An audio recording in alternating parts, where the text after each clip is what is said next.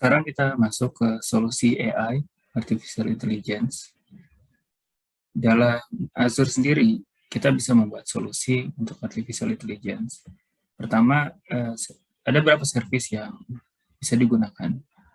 Yang pertama itu ada Azure Machine Learning, ini untuk mengolah data dari awal sampai membentuk model machine learning. Lalu ada service kedua yaitu Azure Cognitive Services.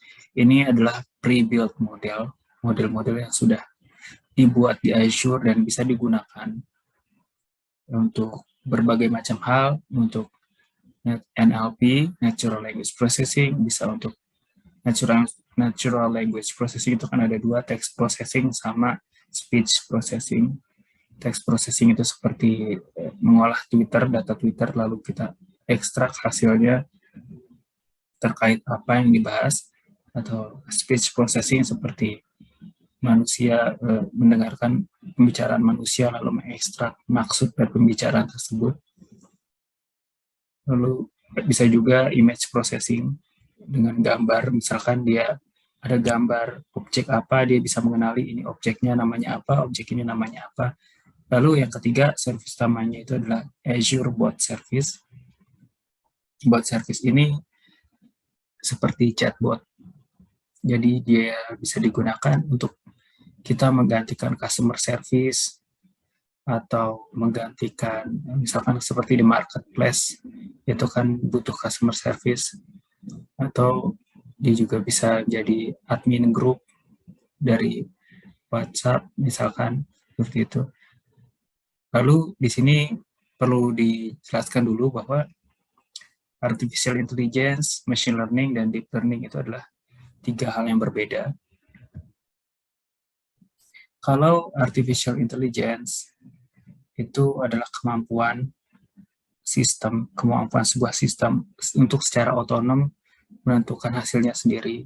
Caranya itu dengan meniru kecerdasan manusia. Karena itu ada 4 kuadran AI, yaitu ada act humanly, bertindak seperti manusia, dan juga ada act rationally, yang kedua, ketiga ada think humanly, dan keempat ada think rationally.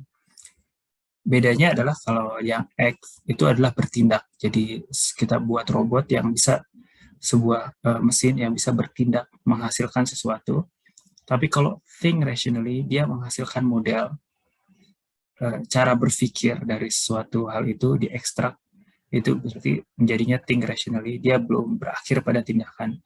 Act humanly itu contohnya adalah chatbot.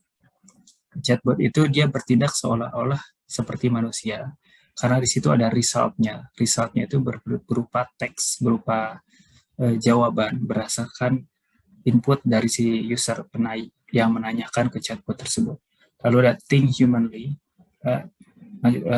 act rationally dulu, bertindak secara rasional, jadi manusia itu ada dua nih, bisa human, bertindak secara manusia, atau bertindak secara rationally. Kalau manusia itu bertindak biasanya bisa irasional, karena itu dibedakan dalam AI. Cara mengekstrak kemampuan manusia yang berpikir irasional dan berpikir rasional itu akan dibedakan. Dalam hal berpikir secara rasional itu contohnya adalah robot line follower.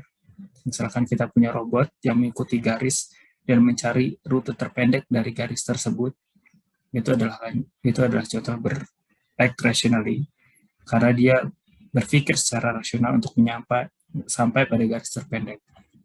Atau robot catur misalkan, dia akan menghitung secara peluang probabilitas yang mana yang terbaik, langkah yang digunakan. Lalu ada juga think humanly, berpikir secara manusiawi. Salah satu contohnya adalah machine learning. Machine learning itu dia mengambil kemampuan manusia untuk belajar, sehingga yang dihasilkan itu adalah outputnya itu adalah model yang bisa menentukan sesuatu itu, misalkan gambar itu asli atau palsu, itu bisa ditentukan dari hasil pembelajaran. Intinya adalah think humanly itu hasilnya adalah, karena think itu hasilnya adalah model yang bisa digunakan untuk menentukan dari sebuah AI untuk menentukan hasilnya itu antara A, B, atau C. Intinya outputnya itu dihasilkan secara otomatis dari AI tersebut. Lalu ada think rationally. Tadi think humanly, sekarang think rationally. Think rationally itu adalah berpikir berdasarkan secara rasional. Salah satu contohnya adalah decision based system. Decision atau expert system lah. Intinya seperti kita memiliki solusi untuk menjawab seorang pasien yang sedang sakit, lalu kita input gejala-gejala penyakitnya dan dia mengeluarkan satu asumsi penyakit, kira-kira sakitnya apa, itu bisa dibilang di expert system. Itu berpikir secara rationally karena dia mencocokkan data yang ada dengan data yang ada di database-nya sistem tersebut. Sementara di sini itu adalah 4 kuadran AI. Tadi machine learning itu adalah bagian dari AI dan dia itu ada di think humanly.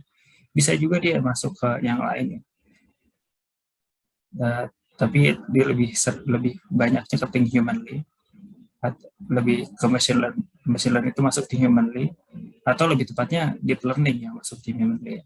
Kalau machine learning ini kan sebenarnya dia mengambil proses manusia untuk belajar secara dengan menginput data terus-menerus dan menghasilkan model machine learning yang akan digunakan untuk menentukan result yang diterima. Lalu kalau deep learning itu sebenarnya adalah bagian lagi dari machine learning. Deep learning itu adalah menggunakan algoritma neural network, jaringan saraf tiruan, dengan 2 atau lebih hidden layer. Deep learning ini ada banyak modelnya, ada feed-forward neural network, ada back propagation neural network, dan lain-lain, banyak sekali.